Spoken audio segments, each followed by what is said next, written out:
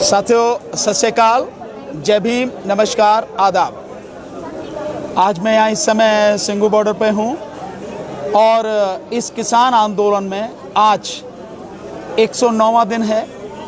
ये आंदोलन इन 109 दिनों में कई तरह के पड़ावों से गुजरा है और आज गुजरते गुजरते यहाँ तक पहुँचा है। इस किसान आंदोलन ने इतने उतार चढ़ाव देखे हैं और 26 जो जनवरी का एक घिनौना षड्यंत्र इस सरकार ने इस आंदोलन को ख़त्म करने के लिए किया, वो भी सबने उसका नज़ारा देखा। लेकिन एक बड़ी दिक्कत उसमें हो रही है कि कानूनी कार्रवाई होनी चाहिए, अपने ढंग से होनी चाहिए, लेकिन पुलिस एक बहुत ही गलत काम कर रही है लगातार। जो भी व्यक्ति यहाँ से जा रहा है, इस तरह की न्यूज़ यहाँ पर आ रही हैं कि यहाँ से कोई भी व्यक्ति अगर जा रहा है इस आंदोलन में से निकल के, पुलिस उसको अरेस्ट कर ले रही है, उसको गिरफ्तार कर ले रही है और फिर उसको जेल भेज दे रही है। मतलब ये बड़ी एक अजीब स्थिति है कि कोई भी व्यक्ति जा रहा है, आप उसको गिरफ्तार करके जेल भेज दे रहे हैं। आप ये मान ले रहे हैं कि जो किसान आंदोलन में जा रहा है वो कोई अपराधी है और आप कानून को ताक पे रख के लोगों को परेशान कर रहे हैं। यहां तक कि लोगों को गुरुद्वारे तक भी नहीं जाने दिया जा रहा है, वहां भी अरेस्ट कर लिया जा रहा है, उससे पहले भी अरेस्ट कर लिया जा रहा है। ये बड़ी अजीब स्थिति है। एक और बड़ी मेरे सामने जो स्थिति आई है, जो अभी लोग, मैं जैसे यहाँ पे आया हूँ इस आंदोलन में, तो पीछे साथी बता रहे कि जो किराया भी लिया जा रहा है वो किराया भी यहाँ आने वाले लोगों से डबल लिया जा रहा है। ये कैसे लिया जा रहा है समझ में नहीं आ रहा मेरे। मतलब जो किराया वहां से लेके यहाँ तक माना 15 रुपए लगता है, उससे 30 रुपए लिए जा रहे हैं। ये जो सारी चीजें हैं, मैं समझ रहा हूं कि सरकार पुलिस के माध्यम से इस आंदोलन में आने वाले लोगों को डराने की कोशिश कर रही है, इस आंदोलन को कमजोर करने की कोशिश कर रही है। इस आंदोलन में लोग शामिल ना हो, इस आंदोलन की ताकत ना बढ़े, ऐसा प्रयास, ऐसा घिनौना प्रयास सरकार पुलिस के माध्यम से कर रही है। किसान इंसान है, कोई वो नहीं है जो उन्हें बड़े विशेषण दिए गए। और पुलिस वालों से मेरा निवेदन है कि तुम भी सरकार की गुलामी में ऐसे मत डूब जाओ कि इंसानियत को पूरी तरह से शर्मसार कर दो या खत्म ही कर दो। तुम भी इंसान हो, कल तुम्हारे साथ भी जो है ये सिचुएशन हो सकती है। सरकार तुम्हारे खिलाफ भी कोई ऐसे कानून बना सकती है। तो तुम्हें भी इंसानियत को कम से कम सामने रख के लोगों के प्रति व्यवहार करना चाहिए। ऐसा ना करे पुलिस, ऐसा मेरा आग्रह है, ऐसा मेरा आग्रह है। दूसरा, इस आंदोलन में जिस तरह से यह आंदोलन लगातार बढ़ता चला जा रहा है, आज 109 दिन में भी इस आंदोलन की ताकत कम नहीं हुई है, बल्कि बहुत बढ़ गई है। यह आंदोलन सरकार के हिसाब से, जो सरकार कल कहती थी कि ये पंजाब और हरियाणा का आंदोलन है, फिर सरकार ने कहा कि ये पश्चिमी उत्तर प्रदेश का आंदोलन है, फिर इस पे एक ठप्पा लगाया कि ये जाट आंदोलन है। ये ना पंजाब और हरियाणा का आंदोलन है, ना ये जो है पश्चिमी उत्तर प्रदेश का आंदोलन है, और ना ही ये जाट आंदोलन है। ये किसान और मजदूरों का आंदोलन है और किसान इस आंदोलन को लीड कर रहे हैं और देश को बचाने का आंदोलन है। ये सरकार जिस तरह से इन कानूनों को लेकर आई है, कोई भी संवेदनशील सरकार ऐसा कानून नहीं ला सकती। लेकिन ये सरकार तो निश्चित रूप से तानाशाह सरकार है और देश की बहुसंख्यक आबादी को गुलाम बनाने के लिए, इस देश को हिंदू राष्ट्र घोषित करने के लिए काम करने वाली सरकार है। जो सपना इनका कभी पूरा नहीं होगा, मैं निश्चित रूप से इस बात को कह सकता हूं कि यह सपना सपना ही रहेगा और पूरी तरह से टूट जाएगा, कभी पूरा नहीं होगा। लेकिन इस सपने को साकार करने की चाहत में जिस तरह से देश को तबाह कर रही है सरकार, जिस तरह से देश के हर व्यक्ति की जिंदगी इसने दांव पर लगा दी है, ये बहुत गलत है।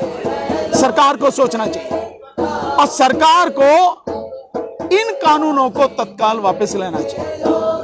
वैसे तो इसमें बहुत सी चीजें जिन्हें मैं आपको बताता रहा हूं, लगातार बताता रहा हूं, वीडियोस में मैंने लगातार बताया है। जो पत्रकार मेरे से सवाल पूछते हैं उसमें मैंने सारी चीजें लगातार बताई हैं कि किस तरह से न केवल देश के 14 करोड़ 64 लाख किसानों को यह तबाह कर देगा, बल्कि इस देश के जो 82 करोड़ गरीब हैं, मजदूर हैं, जिनके लिए सरकार, इस देश की संसद ने 2013 में नेशनल फूड सिक्योरिटी एक्ट बनाया था और इस देश के गरीबों को राशन की 5 लाख दुकानों के माध्यम से सस्ते कम दामों पर अनाज देने की बात कही थी और यहां तक भी कहा था कि इन गरीब लोगों को 3 रुपए किलो चावल, 2 रुपए किलो गेहूं और 1 रुपए किलो मोटा अनाज देने की व्यवस्था की थी। तो वो 82 करोड़, ये सरकारी आंकड़ा है, मेरा आंकड़ा नहीं है, सरकार ने जितने लोग कोट किए हैं उन लोगों की मैं बात कर रहा हूं। इन्हें 82 करोड़ गरीब और मजदूरों को तबाह कर देगा ये कानून। क्यों कर देगा? एक बहुत छोटे से उदाहरण से आप समझ सकते हैं कि जो कॉन्ट्रैक्ट फार्मिंग है, उस कॉन्ट्रैक्ट फार्मिंग में जब किसान और ट्रेडर के बीच में, आप मान के चलिए कि पूरे देश में अगर ये कानून जब लागू होगा और पूरे देश में किसान की तमाम जमीन पर उगने वाली फसल का एग्रीमेंट व्यापारियों से हो जाएगा और उस एग्रीमेंट में जो उस फसल की कीमत है कि किस रेट में व्यापारी उससे खरीदेगा, यह भी तय हो जाएगी फसल के बोने से पहले ही। तो फिर एमएसपी कहां से होगी? इसका मतलब यह है कि एमएसपी खत्म हो जाएगी और कल आप सरकार से गुहार जब करोगे कि हमें एमएसपी नहीं मिली तो सरकार बहुत साफ कह देगी, भाई तुमने अपनी मर्जी से जो एग्रीमेंट किया, तुमने अपनी मर्जी से अपनी फसल का दाम तय किया, तो हम इसमें कैसे एमएसपी दिलवा सकते हैं आपको? और सरकार ने कहीं भी इस कानून में एमएसपी का इस तरह से जिक्र नहीं किया कि जो भी एग्रीमेंट होगा, फसल की जो भी कीमत तय होगी वो एमएसपी से कम पे तय नहीं होगी, ऐसा कहीं भी जिक्र नहीं है। तो एमएसपी खत्म होगी। मोदी जी बेशक कहते रहे एमएसपी थी, एमएसपी है, एमएसपी रहेगी, एमएसपी खत्म होगी। अब मैं उस बात पे आता हूं कि इस कानून से किस तरह से ये सारे लोग तबाह होंगे और जो गरीब है उसको राशन कैसे नहीं मिलेगा। जब पूरे देश में सारी जमीन पर होने वाली फसल का एग्रीमेंट व्यापारी से होगा, तो जब फसल कट के आएगी सारी फसल व्यापारी के गोदाम में चली जाएगी। तो इन 82 करोड़ लोगों को, जिनके लिए 2013 में नेशनल फूड सिक्योरिटी एक्ट बनाया था, उनके लिए राशन की दुकानों पर देने के लिए अनाज कहां से आएगा सरकार के पास? कहीं अनाज नहीं होगा, क्योंकि एग्रीमेंट के हिसाब से, इस कानून के हिसाब से सारा अनाज तो व्यापारी के गोदाम में चला जाएगा। इसका मतलब यह हुआ कि जो 82 करोड़ लोग हैं वो भूखों मरेंगे और सरकार यही चाहती है। सरकार जिस हिंदू राष्ट्र के एजेंडे पर काम कर रही है, उस हिंदू राष्ट्र के एजेंडे पर वो लोगों को इतनी बड़ी संख्या में गुलाम बनाकर ही काबू में रख सकती है। और गुलाम बनाने के लिए 2 चीज चाहिए, एक, उनकी शिक्षा खत्म कर दो, तो सरकार ने शिक्षा खत्म कर दी, प्राइवेट कर दिया, सरकारी स्कूल कॉलेजों की हालत खस्ता हो गई। तो शिक्षा खत्म यानी ज्ञान खत्म, यानी जानकारी खत्म, और जानकारी खत्म तो आप अपने आप में कमजोर हो गए। दूसरा, लोगों का रोजगार खत्म कर दिया, और रोजगार खत्म, आमदनी खत्म, नौकरी खत्म, तो आर्थिक रूप से व्यक्ति की कमर टूट जाएगी, मतलब व्यक्ति अपने केवल पेट के लिए रह जाएगा।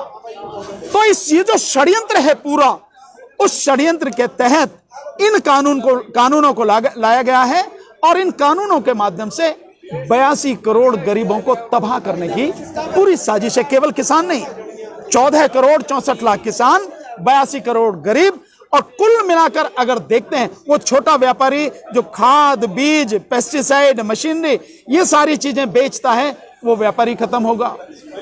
तो मतलब इसका ये हुआ कि इस देश में इस कानून के माध्यम से लगभग 120 करोड़ लोगों से ज्यादा की संख्या को पूरी तरह से तबाह करने और गुलाम बनाने के लिए कानून लाया गया है। वैसे अगर देखा जाए तो जो प्राकृतिक न्याय की बात करते हैं, नेचुरल जस्टिस की बात करते हैं, हर वो कानून जिस कानून में अदालत का दखल रोका जाए, यानी उस कानून के तहत अगर कोई काम होता है तो कोई व्यक्ति अदालत नहीं जाएगा, ये रोक अगर लगाई जाए, अपने आप में ही वो कानून पूरी तरह से गैर कानूनी और गैर संवैधानिक है। और इस कानून में ऐसा ही है। इस कानून की जो धारा 22 है, वो धारा 20 है। धारा 20 में यही कहा गया है कि कोई भी व्यक्ति इस कानून के लिए अदालत में नहीं जा सकेगा। इसका मतलब यह है कि कानून गैर कानूनी, गैर संवैधानिक। मेरा एक सवाल है बहुत छोटा सा, अगर मोदी सरकार द्वारा लाए गए ये कानून सही हैं, ये मोदी सरकार द्वारा लाए गए कानून अगर लोगों की भलाई के लिए हैं, अगर सरकार की नीयत साफ है, तो फिर अदालत में जाने की रोक क्यों लगाई गई? अदालत में ना जाए कोई व्यक्ति, ऐसी रोक क्यों लगाई गई? सरकार को होना चाहिए कि कोई कहीं भी जाओ, हमने जो फैसला किया अगर लगता है हमारा फैसला गलत है तो आप जाओ अदालत में, कौन सी दिक्कत है? नीचे जाओ कोर्ट में, ऊपर तक सुप्रीम कोर्ट तक जाओ, क्यों दिक्कत है? लेकिन अगर रोका गया है, इसका मतलब यह है सरकार की नीयत खराब है। और यह सच है कि इस मोदी सरकार की नीयत खराब है, क्योंकि जिस एजेंडे पर काम कर रहे हैं ये नहीं चाहते कि कहीं से भी इस सरकार के काम में रुकावट आए। और अदालत में, माना अदालतें भी अब सरकार के हिसाब से काम कर रही हैं, पर कुछ जजेस तो ऐसे ईमानदार, इतने मजबूत हैं, इतने स्ट्रांग हैं, कानून इतना बढ़िया तरीके से समझते और लागू करते हैं कि सरकार के लिए दिक्कत खड़ी हो जाएगी, इसलिए अदालत में जाने से ही रोक दिया जाए, नंबर एक। और नंबर दो, जिस तरह से बात कही है कि इस जो एग्रीमेंट वाला कानून है या कॉन्ट्रैक्ट फार्मिंग का कानून है, उसकी धारा 18 के तहत एक बड़ी अजीब बात की गई है। बहुत मजेदार बात आप देखें कि एक व्यक्ति के हाथ में आपने हथियार दे दिया मेरी गर्दन काटने का, और उसने मेरी गर्दन काट दी और फिर कह दिया भाई इसके खिलाफ कुछ काम नहीं है, इसके खिलाफ कोई नहीं होगा। यही इस कानून के कॉन्ट्रैक्ट फार्मिंग के जो धारा 18 है उसमें है। क्या है उसमें कहा गया है कि इस कानून के तहत राज्य सरकार, केंद्र सरकार, राज्य सरकार या केंद्र सरकार का कोई भी अधिकारी, एसडीएम, एडीएम, डीएम, कोई भी काम करेगा, कोई भी फैसला लेगा, उसके खिलाफ आप किसी अदालत में नहीं जा सकेंगे, उसके खिलाफ कोई भी कानूनी कार्रवाई नहीं होगी, ना तो सिविल सूट फाइल होगा, ना ही कोई फौजदारी मुकदमा उसके खिलाफ होगा, और ना ही किसी भी तरह की कानूनी कार्रवाई उसके खिलाफ होगी। इसका मतलब यह हुआ कि आपने अधिकारियों को खुली छूट दे दी, जो मन में आए करें, यानी अधिकारियों को इतना संरक्षण दे दिया। वो व्यापारी जिस पर अथाह संपत्ति है, वो पूंजीपति जिसके पास इतनी संपत्ति है कि उसको पता ही नहीं है, और उनके साथ में सरकार खड़ी है, देश का प्रधानमंत्री खड़ा है, पूरा शासन प्रशासन खड़ा है, ऐसे लोगों के हाथ में, ऐसे लोगों के सामने आपने एक गरीब और मजबूर किसान को छोड़ दिया। जिंदा रह पाएगा वो, या पूरी तरह से तबाह हो जाएगा? बिल्कुल तबाह हो जाएगा। ऐसा ये कानून है। तो जो कानून अधिकारियों को खुली छूट देता हो कि वो कुछ भी कर दें तो कोई दिक्कत नहीं है, ठीक इसी तरह से ऐसा समझे आपको कि जब कोरोना काल में मई में, शायद 24 या 25 मई के आसपास की बात होगी, जब 17 मई तक ये 20 लाख करोड़ का झुंझुना पकड़ाया था इसने, उसके नाम पे कि ये सपोर्ट कर रहे हैं देश के लिए, एक वो लेके आए हैं मोदी जी, सपोर्ट करने के लिए 20 लाख करोड़ से ज्यादा का पैकेज लेके आए हैं। उसके बाद में 5-7 दिन बाद एक मीटिंग करी थी वित्त मंत्री ने उनके साथ में, जो बैंक के लोग हैं उनके साथ में, और बैंक वालों को खुली छूट दे दी थी कि आप जिसको जो लेन देना है दो, जो भी शर्तें हो दो, आपको घबराने की जरूरत नहीं, आपके खिलाफ में कोई कार्रवाई नहीं की जाएगी। इसका मतलब साफ है कि आपने जिसको ये छूट दे दी कि तुझे जो करना है कर, तेरे खिलाफ कोई कार्रवाई नहीं होगी, तो बेईमानी होगी, लूट होगी, भ्रष्टाचार को आपने खुली छूट दे दी। तो ये वो सरकार है जो भ्रष्टाचार मुक्त भारत की बात करती है और पूरी तरह से भ्रष्टाचार में खुद डूबी है और भ्रष्टाचारियों को पैदा कर रहे, भ्रष्टाचार को बढ़ावा दे रही है। ठीक इसी तरह से इस कानून के तहत सरकारी अधिकारियों को, कर्मचारियों को पूरी छूट दे दी गई है, और यह भी कह दिया गया कि उनका जो फैसला, यानी डीएम का फैसला या एडीएम, इनका फैसला लास्ट होगा, और वो ऐसे होगा जिस तरह से भारतीय जो कानून है उसकी सीपीसी यानी सिविल जो प्रोसीजर कोड है, दीवानी प्रक्रिया संहिता, जो उसके तहत जो फैसला होगा उसको लागू होगा, जो डिक्री होगी उसकी तरह से मानी जाएगी। यानी सीपीसी के तहत आप उसको मान कर रहे हैं, लेकिन सीपीसी के तहत किसी भी जज को उस पर मतलब हस्तक्षेप करने का अधिकार नहीं है, वो उसके कोई मुकदमे देखने का अधिकार ये है। इसलिए ये कानून पूरी तरह से गलत है, और ये बात मैं बार बार बता चुका हूं, हर कोई बता चुका है। शुरू से ये बात है कि ये कानून बनाने का केंद्र सरकार को अधिकार नहीं, क्योंकि ये कानून स्टेट लिस्ट के अंतर्गत आते हैं। अनुच्छेद 246 246 के तहत 7th शेड्यूल 7वीं अनुसूची में जो सेकंड लिस्ट है, स्टेट लिस्ट, उसके अंतर्गत सीरियल नंबर 14 पर एग्रीकल्चर यानी कृषि और सीरियल नंबर 28 पर मार्केटिंग ये आते हैं। ये सेंटर के सब्जेक्ट नहीं है, तो सेंटर के सब्जेक्ट नहीं है, तो सेंटर को कानून बनाने का अधिकार नहीं है, और मोदी जी ने जबरदस्ती ये कानून बनाए। इसको ऐसे समझिए आप कि एक खेत मेरा है, मैं जो चाहूं करूं, एक खेत आपका है, आप अपने खेत पर जो चाहे करें। लेकिन अगर मैं आपके खेत पर कब्जा करके कहूं कि नहीं मैं तो इस पर मैं करूंगा, मैं मालिक हूं, तो कैसा लगेगा? ये अवैध कब्जा हो गया। और इसी तरह से ये सरकार इस देश में ये कानून लाके इसको तबाह करना चाहती है। और केवल इसके पीछे इतनी इंटेंशन नहीं है, राज्य सरकार का अधिकार छीनकर कानून बनाना इस देश का जो संघीय ढांचा है, फेडरल स्ट्रक्चर है, उसको भी खत्म करने का एक षड्यंत्र है। जैसे इस सरकार ने जीएसटी बनाया और जीएसटी बनाकर जो स्टेट को टैक्स कलेक्ट करने का अधिकार था, उसके माध्यम से सेल टैक्स के माध्यम से उस सबको इकट्ठा कर दिया। तो इकट्ठा तो कर लिया सेंट्रल गवर्नमेंट ने, और स्टेट गवर्नमेंट का जो हिस्सा था वो अभी तक उसे दिया नहीं है। यानी स्टेट गवर्नमेंट के पास जो पैसा जाना चाहिए था, जो उसकी इनकम थी, जो उसका हक था, वो भी इसके सरकार ने लूट के अपने पास में रख लिया, उनको पैसा नहीं दिया। और कह रही है कि आप रिजर्व बैंक से कर्ज ले लो। क्यों ले लें भाई कर्ज? मेरा पैसा है, मुझे दे दो। ठीक इसी तरह वो क्यों किया गया? क्योंकि इस देश के संघीय ढांचे को खत्म करना है। आपको ध्यान आता है, मोदी जी कहते हैं एक नेशन एक इलेक्शन। इसका मतलब सीधा यह है कि एक इलेक्शन, ऐसा नहीं कि एक साथ इलेक्शन। एक इलेक्शन का मतलब है केवल मोदी जी का इलेक्शन, मोदी जी ही हैं सब कुछ। ये है इसका मतलब, एक नेशन और वन इलेक्शन का।